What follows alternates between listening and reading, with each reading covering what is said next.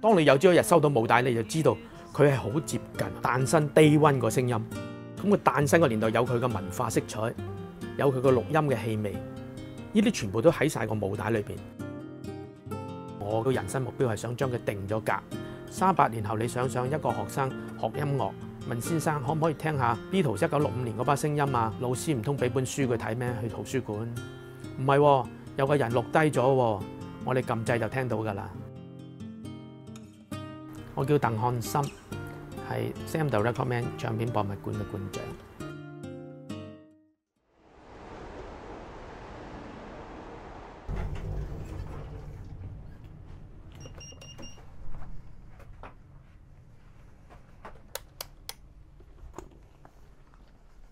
呢個博物館雖然幾百尺地方好細，但係真正係一個博物館嚟嘅。最多係黑膠啦，第二就係磁帶啦，非一般錄音，應該一般訪客都未聽過。全部大約林林總總2萬個 item 度啦。Beatles 係我哋呢個館裏邊最大嘅藏品之一，甚至佢哋練歌時嘅母帶我哋都有。訪客嚟嘅目的咧就可以享受到呢啲驚喜啦。咁呢個就係當年嗰啲母帶機器係唱片公司退役嘅，俾我買咗嘅。嗱，我哋回帶其實等於你嘅錄音機一樣，不過佢好大個咁解啫嘛。回完帶咁啊停機，咁就開始 play 就播噶啦，咁啊有聲噶啦。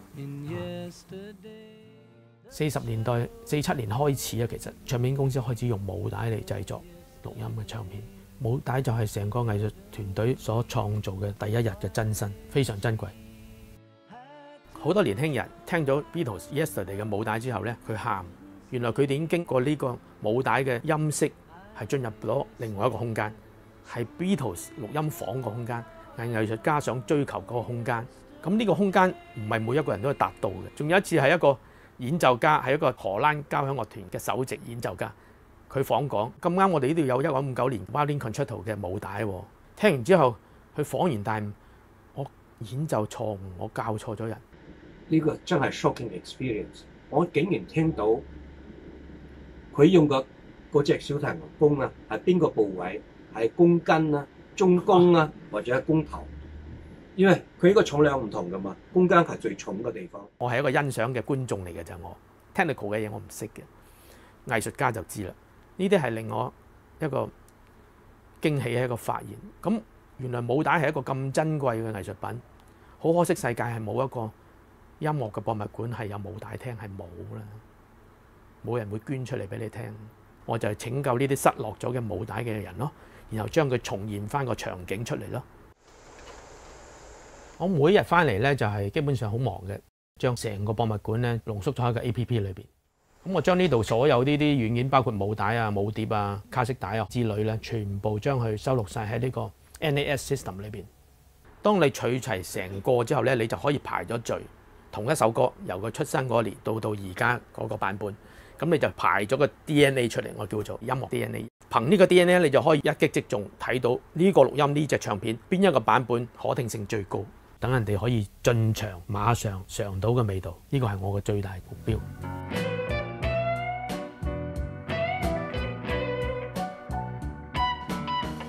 我生於60年代咧，我哋家族好大嘅，11個兄弟姊妹，有2個哥哥係有隊樂隊嘅。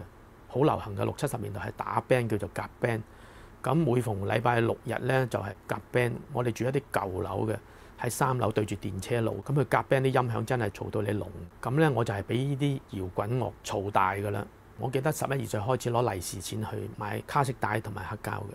嗰時嘅黑膠唱片咧就係15蚊到1張。如果一個星期屋企爸爸俾我100蚊零用下，喺70年代。我可以買5至6張黑膠唱片都唔使買嘢食噶啦，呢份就係咁樣開始儲。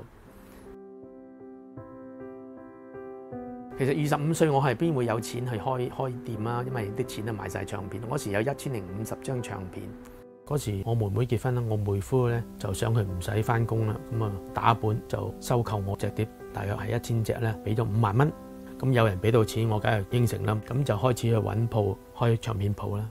最記得頭個星期咧，即係賣出7張唱片啫，有幾日都冇賣出1張嘅。乜賣唱片咁易，賣唱片咁難嘅咩？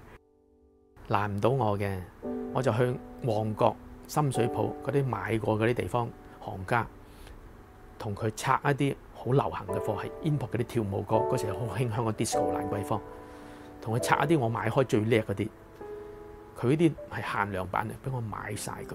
所以嗰啲 DJ 行運咁多鋪頭都賣清光，淨係你最齊，阿 Sam 最齊，嗰啲 DJ 就變咗我啲熟客啦。因為當時嘅生意都幾好，開始咧就有最大嘅百貨公司邀請我去加盟，咁就開始要打呔着西裝，好正路咁樣去賣唱片。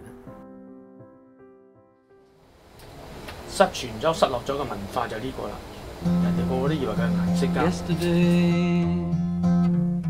All my troubles seem so far away。這個是1965年 Beatles 英國的樂團就成名的歌曲 Yesterday， 唱片的封頭就是這個白色底的四個人。OK。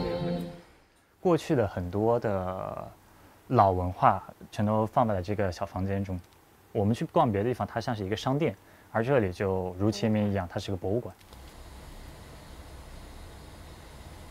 每一個客人買咗呢啲古物翻去咧，係幫我哋文化佢嘅傳遞，係將佢好好咁保存，一路傳一代傳一代落去。並非有一個只係購物嘅動作，我覺得我哋好尊重呢啲古老嘅錄音。玩黑膠唔係打卡啊，真係聽嘅翻去。咁好多客戶都話好奇怪，你個店咧已經係大半間係博物館嚟㗎啦，都唔係普通賣流行嘅嘢喎，你賣嗰啲係古物嚟。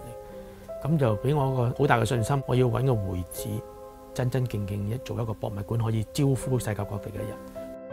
我從來未試過衝出咗一個商場去做嘅呢個事情，咁樣會犧牲好多生意嘅，好大嘅風險嘅，好多人叫我唔好做嘅，我都係為我嘅理想去搏一搏啦。呢7年嚟咧，有成100多個國家城市嘅人都訪問咗我哋，好多都遊客嚟嘅，一定要嚟呢度聽現場，咁變咗俾我好大嘅強心針。